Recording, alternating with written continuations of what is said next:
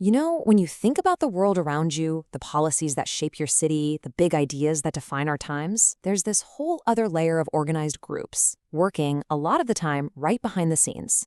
They're trying to influence pretty much everything. Some you've heard of for sure, but some you haven't, and they all play a part. So let's pull back the curtain and see who's really influencing our world.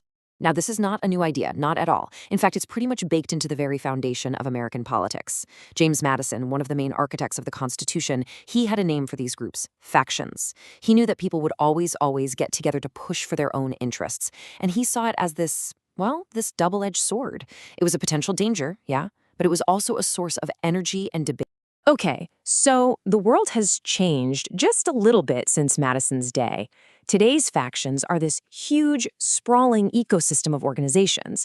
They have way more power and influence than he could have ever dreamed of. So who are these modern-day influencers really? And how exactly do they operate? Well, they come in all shapes and sizes, that's for sure. Their missions cover basically the entire spectrum of human interest. Let's just do a quick tour, shall we? So on one end, you've got groups like the American Diabetes Association. I mean, for over 80 years, these guys have been on the front lines. They're funding research, providing services, and just being a voice for millions of people. It's a perfect example of a nonprofit driven by a really clear, powerful mission. Then you have absolute giants like AARP. It's a powerhouse, right? It represents the interests of older Americans. And with millions of members, their influence is just undeniable. But, with that kind of power comes a lot of scrutiny. Over the years, they've faced some pretty tough questions about their business practices, their nonprofit status, and it kind of blurs the line between advocacy and just being a huge business. And then you have the idea factories. These are think tanks, like the Manhattan Institute. They're in the business of shaping policy by shaping the entire conversation around it. This really shows us that the battle for influence isn't just fought with money and votes. It's also a war of ideas. So how does an idea born inside a think tank actually make its way into the real world and become policy? Let's look at a pretty famous example. This timeline here shows exactly how a single idea can completely transform a city. It all started back in 1982 with an article that proposed a new theory of policing code broken windows. The idea was pretty simple. If you crack down on the small stuff, the minor offenses, you can prevent major crimes. Okay, so fast forward to the 90s. New York City is in the middle of this massive crime wave, and along comes Rudy Giuliani, who makes broken windows the absolute centerpiece of his campaign for mayor. He wins, and by 1994, that theory was the law of the land in New York. And hey, if there was any doubt about where the idea came from, here's Rudy Giuliani himself. He's openly admitting to plagiarizing the ideas that shaped his entire administration, straight from the Manhattan Institute. It's just a stunningly clear example of how a think tank's ideas can go from a journal page to the city streets. Ideas are powerful, no question. But you know what they say? Money talks. And in the world of influence, it often screams.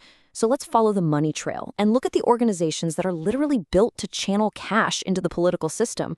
Right, so meet the 527 organization. It's a special kind of political animal, named after a section of the U.S. tax code. Its mission is really simple.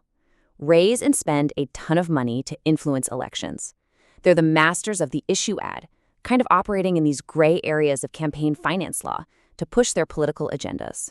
And boy, do they spend a lot. In the 2014 election cycle alone, 527s raised a truly staggering amount of money. And as you can see here, this is not a one-sided thing. It's a bipartisan affair, with big bucks flowing to both sides of the aisle to fuel the ever-hungry machinery of modern politics. And here it is, the grand total. Over $715 million. Just let that number sink in for a second.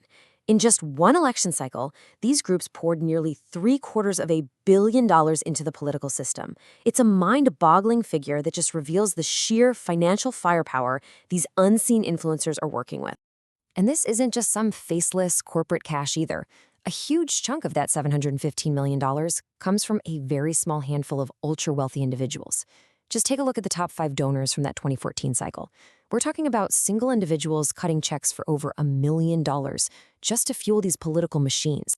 So this whole ecosystem of influence, it doesn't just stop at the border. Oh no. It's a global game, with these high-stakes gatherings where the most powerful people in the world come together to try and shape the future. Let's see how this plays out on the world stage. Welcome to Davos, the snowy playground of the global elite. Every single year, the World Economic Forum brings together a who's who of power players. We're talking CEOs, presidents, intellectual superstars, all descending on this small Swiss town to debate the future of the planet. But it's not all champagne and friendly consensus. Davos is a pressure cooker, and sometimes it just boils over. Inside, you get moments like this one, the Turkish prime minister literally storming off stage in the middle of a fiery political clash. And then outside, the streets are often packed with protesters who see Davos not as the solution, but as part of the problem. Yeah, the criticisms are pretty widespread. Some people just dismiss it with nicknames like fat cats in the snow. Activists argue that the forum's whole pro-globalization agenda actually makes inequality worse. Others worry that the corporate partners who bankroll the event have way too much say in setting the agenda. And some insiders just think it's a whole lot of talk with very little action, a mix of pomp and platitude. Okay, so we've got think tanks shaping policy, 527s bankrolling elections, and global forums setting agendas. So what does all this mean for, well, for the rest of us? Why does this matter? This really brings us to a fundamental question, right? How does change actually happen? Is it from the ground up with grassroots movements like the Student Peace Alliance, building power one community at a time? Or is it from the top down, with the global elite hashing out the future in these exclusive, invitation-only forums? These two models, top-down and bottom-up, are often in conflict, but they are both constantly fighting to shape the world that you and I live in. So, from James Madison's factions all the way to today's modern titans of influence, these organized groups have always been a massive part of the political landscape. They have the power of ideas, the influence of money, and the huge advantage of access. So the question for all of us is, in a world full of such powerful groups, how do we make sure our own voices are heard, and maybe more importantly, who is listening?